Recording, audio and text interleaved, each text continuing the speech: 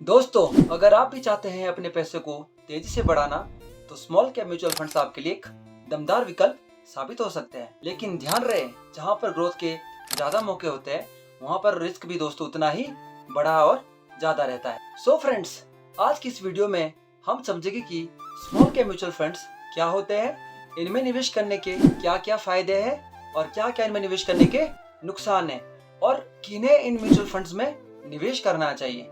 तो चलिए जल्दी से स्टार्ट करते हैं। मेरा नाम है रजनीश और आप देख रहे हैं अपना यूट्यूब चैनल इन्वेस्टर गुरुजी।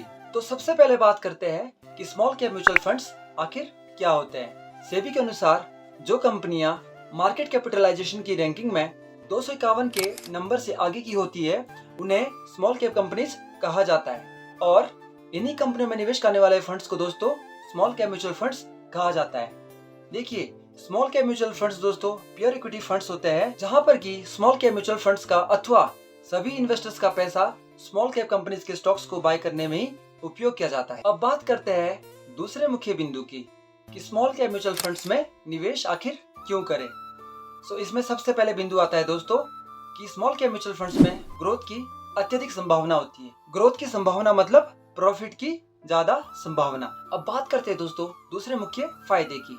देखिए, अगर स्मॉल कैप कंपनीज सही दिशा में आगे बढ़ी तो सभी इन्वेस्टर्स को दोस्तों मल्टी बैगर रिटर्न्स भी मिल सकते हैं। मल्टी बैगर रिटर्न्स अर्थात आपको कंपाउंडिंग रिटर्न्स का ज्यादा फायदा। तीसरा मुख्य फायदा दोस्तों, small cap mutual funds long term investment के लिए बेहतरीन माने जाते हैं। यदि कोई इन्वेस्टर लॉन्ग टर्म के लिए निवेश करना चाहता है, दैट मीन्स वो लॉन्ग टर्म में ज्यादा रिटर्न्स को एक्यूमुलेट कर सकता है, क्योंकि उन्हें दोस्तों लॉन्ग टर्म में ज्यादा कंपाउंडिंग का फायदा मिल पाता है। अब बात करते हैं दोस्तों इस वीडियो के तीसरे मुख्य बिंदु की, जो कि है रिस्क।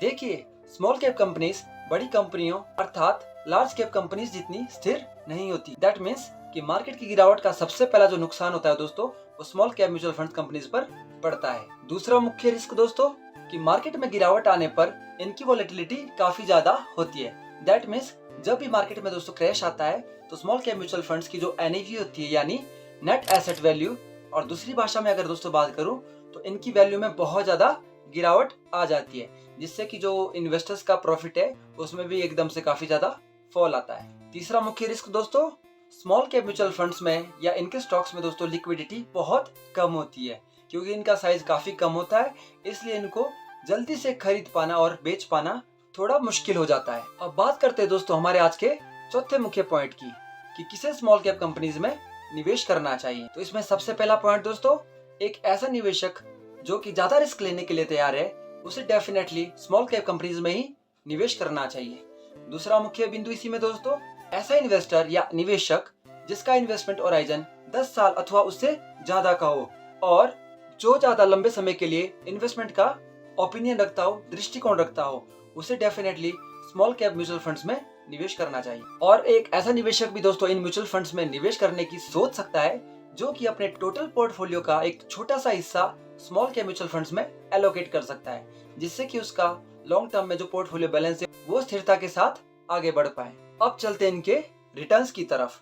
देखिए, अगर आप स्मॉल कैप म्यूचुअल फंड्स में दोस्तों निवेश कर रहे हो, तो लंबी समय अवधि में आप पोस्ट टैक्स रिटर्न्स लगभग 14 से 18% के आसपास पाने की उम्मीद रख सकते हैं। वो भी बेसिकली दोस्तों तब अगर आपका इन्वेस्टमेंट का जो जरिया है वो एसआईपी मोड के जरिए रहा हो।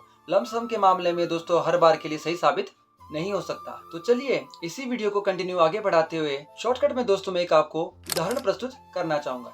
देखिए, एज इन्वेस्टर अगर आप मंथली बेस पर 10,000 रुपए इन्वेस्टमेंट कर रहे हो और आप अपने पोर्टफोलियो को 4 डिफरेंट कैटेगरीज में एलोकेट कर पा रहे हो, तो आपको दोस्तों स्मॉल कैप म्यूचुअल फंड्स में अपने टोटल पोर्टफोलियो का कम से कम 15% यानी 1500 रुपए आपको इन म्यूचुअल फंड्स में निवेश करना चाहिए। लेकिन अगर वहीं पर आपकी रिस्क टॉलरेंस दोस्तों ज्यादा है, तो आप 15% की जगह 20%, 25% और ज्यादा से ज्यादा दोस्तों आप 30% तक भी इसमें एलोकेट कर सकते हैं। तो दोस्तों स्मॉल कैप म्यूचुअल फंड्स आपके निवेश के पैसों को तेजी से आगे बढ़ाने की क्षमता जरूर रखते हैं।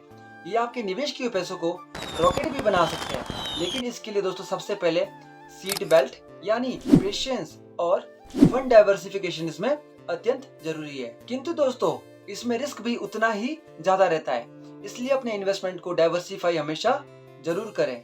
एवं दोस्तों लॉन्ग टर्म विजन के साथ ही अपने स्मॉल कैप म्यूचुअल फंड्स में कदम को आगे बढ़ाएं, क्योंकि रिस्क और पेशेंस इसके दो मुख्य कंपोनेंट है। सो फ्रेंड्स, अंततः अगर आपको मेरी ये वीडियो दोस्तों जरा सी भी हेल्पफुल लगी हो तो प्लीज इसे लाइक करें, अपने फ्रेंड्स के साथ शेयर करें और ऐसे ही आसान फाइनेंशियल वीडियोस को देखने के लिए मेरे चैनल को सब्सक्राइब करना बिल्कुल ना भूलें।